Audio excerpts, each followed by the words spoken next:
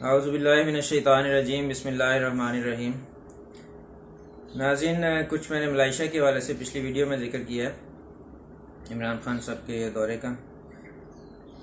अभी मैं कुछ और इस हवाले से बात करूँगा, लेकिन पहले मैं एक कुरान करीम की आयत आपके सामने पेश करना चाहता हूँ, जिसमें अल्लाह ताला फरमाता है, ला यजरिमन्नकुम शनानु कौमिन अला अल्ला तादिलु इदिलु हुवा अक़रबु लित्तक़वा, कि किसी भी कौम की वला यजरिमन्नकुम शनानु कौमिन, किसी भी कौम की दुश्मनी तुम्हें इस हद तक न ले जाए, अला अल्लाह तादिलु, कि तुम अदल ही छोड़, तुम इंसाफ की बात ही ना करो, तुम ऐसी बातें करने लग जाओ मुखालफत में, दूसरों के बोझ में ऐसे काम करने लग जाओ कि वो इंसाफ के ख़िलाफ़ हों, उसमें इंसाफ ना हो ना इंसाफ़ी की बात करने लगो।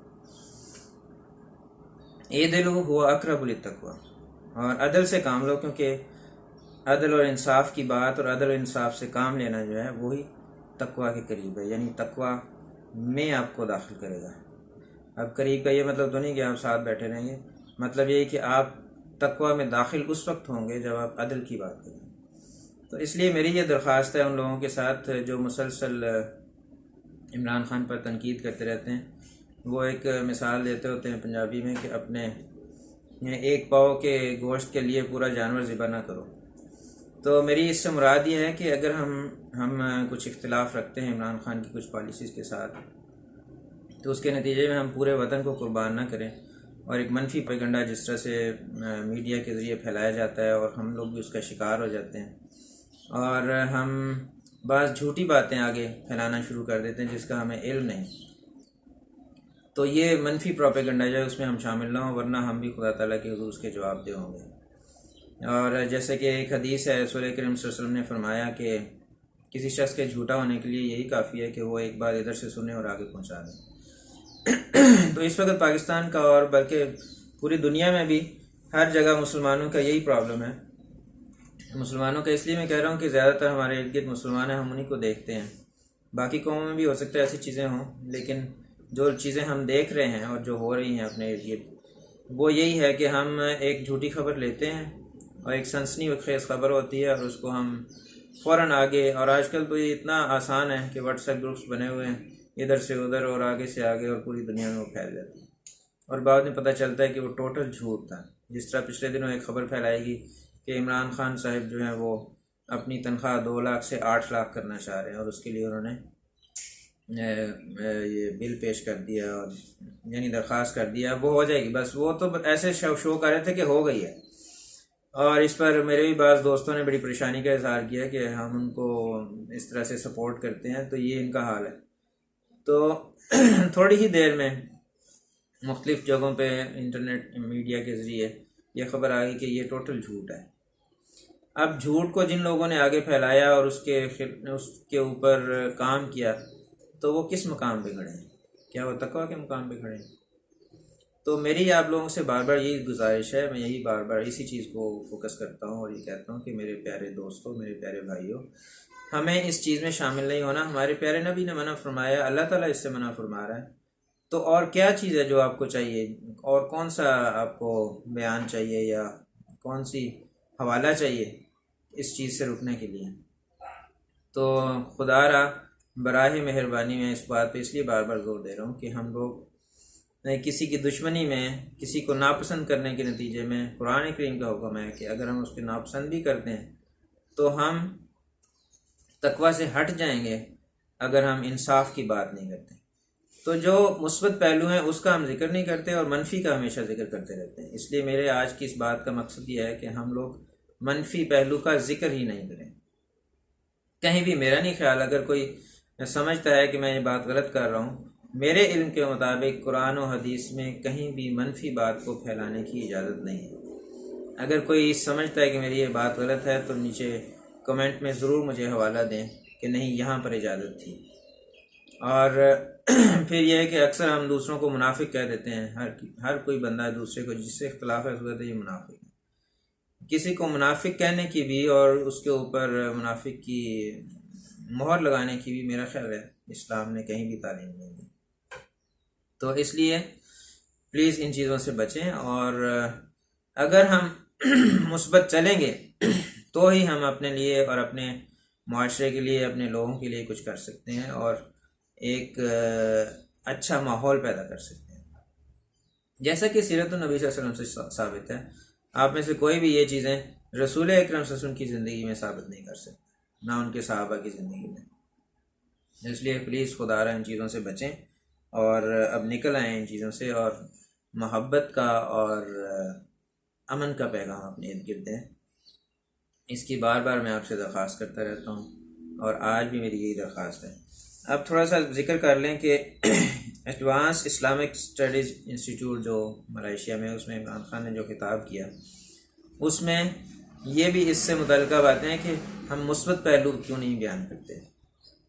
अब मीडिया ने वो ख़बर तो बड़ी चला दी कि जी वो 8 लाख तनख्वाह, और वो भी झूठी। और असल उसकी हकीकत क्या है वो मैं बता देता हूँ कि नून लीग के तरफ से ये एक बिल पेश किया गया है जिसमें तनख्वाहों के इजाफे का जिक्र है। और उसमें उन्होंने जी एक और वीडियो अगली मैं जिक्र करूँगा कि उसमें बाकायदा जजेस के ख़िलाफ़ भी, चीफ जस्टिस के ख़िलाफ़ भी एक मुहिम जो है वो चलाई जा रही है। उसका अलहदा वीडियो मैं जिक्र करूँगा कि वो क्या है, उसके महरक़ात क्या हैं। तो बात ये हो रही थी कि झूठी खबरों को हम फैला देते हैं और अच्छी बात नहीं करते, जो अच्छी बातें भी होती हैं। अब इमरान खान की गवर्नमेंट में उसने क्या क्या किया, ये उस लेक्चर में भी उन्होंने जिक्र किया कि मदीना की रियासत का जो मेरा तस्वुर है, जिस पर मैं काम करना चाहता हूँ, और वहाँ से एक स्टूडेंट जो सवाल करने के लिए उठे वो आप दीदा हो गए इसी बात पे कि आप बार बार रसूल अल्लाह सल्लल्लाहु अलैहि वसल्लम की ज़िंदगी के मुताबिक चलने की बात करते हैं और ऐसी बोल्ड जो है दुनिया में कोई भी बात नहीं करता। तो ऐसे लीडर्स अमूमन हमने देखा है, सियासी लीडर्स तो अपने सियासत चमकाने के चक्कर में रहते हैं, उन्हें मदीना की रियासत से कोई वास्ता नहीं होता। लेकिन हमने बार बार इमरान को ये बात करते सुना है। आखिर कोई वजह है, उसके दिल में कोई ऐसी चीज़ है, कोई ऐसी मोहब्बत है रसूल करीम की, और वो चाहता है कि ऐसा करे, और हमें उसके अमाल से नज़र आ रहा है। फिर भी हम अगर मुखालफत करते जाएँ महज मुखालफत के लिए, तो फिर अल्लाह ही आपको उन लोगों को समझाए जो ऐसा कर रहे हैं।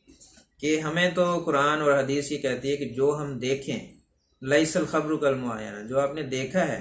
अगर आप एक बंदे के मुंह से मुसलसल रसूल वसल्लम की मोहब्बत देखते हैं और वो उसके लिए अमल करता भी नज़र आता है, और इससे कोई इनकार नहीं कर सकता कि इस वक्त पाकिस्तान में बहुत सारे ऐसे इकदाम हुए हैं जो कि अवाम की बेहतरी के लिए हुए और वाकई रियासत मदीना वाले इकदाम हैं। अब बाज़ लोग ये कहते हैं जी कुछ भी नहीं किया, क्या किया है। एक दम में तो कुछ भी नहीं हो जाता। आप एक मिसाल देता हूँ, क्रिकेट का मैच आप खेल रहे हैं, आपने अभी 10 ओवर नहीं खेले और आप कहें जी कि मैच का फैसला हो गया। वो तो मैच जब इख्तिताम होगा, आखिरी गेंद तक आपको उसे देखना पड़ता है कि पता नहीं पांसा कब पलट जाए। ऐसे बेशुमार आप लोगों को मिसाल खेल की इसलिए दी है कि ज़्यादातर लोग देखते हैं क्रिकेट। तो आप अभी तो मैच शुरू हुआ है और आप शुरू में ही मुतालबा कर रहे हैं जी सब कुछ ठीक क्यों नहीं हुआ, अभी तक तो कुछ भी नहीं हुआ, अभी तो महंगाई बढ़ गई। तो वो ये नहीं देखते कि पिछली गवर्नमेंट्स ने जितने कर्जे लिए उनको अदायगी करने के लिए सख्त इकदाम करने पड़े हैं। और अगर ये इमरान उसी तरह करता जाता है जैसे पहली गवर्नमेंट्स कर रही थी कि कर्जे लिए जाओ और आवाम को पहुँचाए जाओ और कर्जा उन पर चढ़ाए जाओ।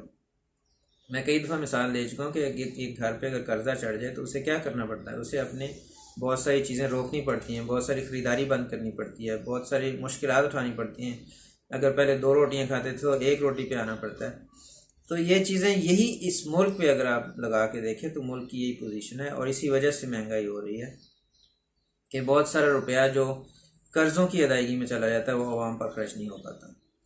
तो अब मैं उन इकदाम का जिक्र कर देता हूँ। सबसे बड़ा इकदाम जो है वो 6 मिलियन लोगों को हेल्थ कार्ड देने का है, दे दिए गए हैं और मज़ीद लोगों को दिए जाएंगे जो जो जैसे जैसे वो लिस्टें तैयार होंगी। और इसमें शफाफियत का ख़ास तौर पे वो जो डॉक्टर निश्तर साहब हैं उन्होंने बड़ा ख्याल रखा है कि इन चीज़ों में शफाफियत हो।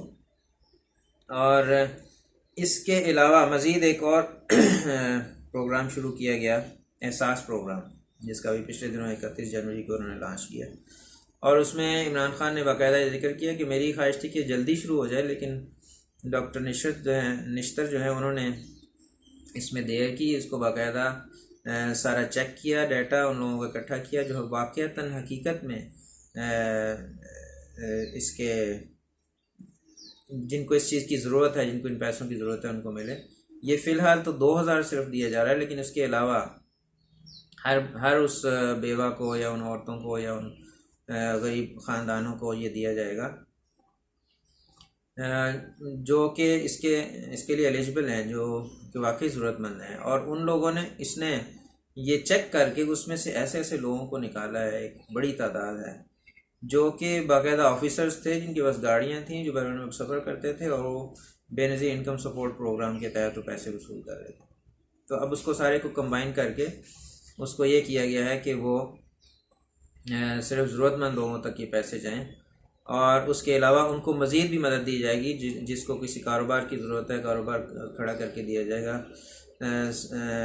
उनको लोन्स दिए जाएंगे ताकि वो अपने पाँव पे खड़े हो सकें। सिर्फ उनको भिखारी नहीं बनाया जाएगा, बल्कि अपने पाँव पे खड़ा करने की कोशिश की जाएगी। उसमें जो बच्चे पढ़ना चाहते हैं उनको पढ़ने के लिए मदद दी जाएगी। इसमें बेशुमार उनकी मदद के एक प्लान है पूरा, जिसका कि कहीं जिक्र नहीं हो रहा, बहुत कम लोग उसका जिक्र कर रहे हैं।